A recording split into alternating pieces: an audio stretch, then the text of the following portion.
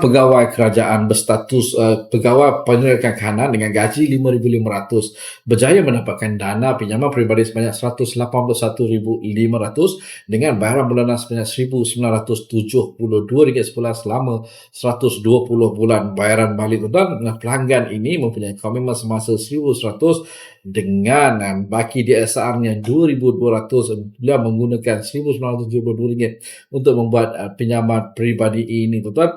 Harus diingat seseorang boleh membuat komitmen sehingga 6 beberapa terus daripada pendapatannya. Sebagai contoh, pegawai penyelidikan kanan ini mempunyai gaji 5,500, beliau boleh membuat komitmen sebanyak 3,300 dan komitmen semasanya beliau adalah RM1,100 sebulan dan beliau masih lagi boleh membuat pinjaman komitmen semasa sebanyak RM2,200. Jadinya logiklah dia dapat pinjaman ini dengan bayaran bulanan hanya RM1,972 berbanding dengan RM2,200 komitmen yang masih boleh dia buat. Itu saja tuan-tuan, seperti biasa. Dapatkan himan nasihat beserta laporan pelapor kredit lengkap anda di Malu Domai hanya RM50 saja.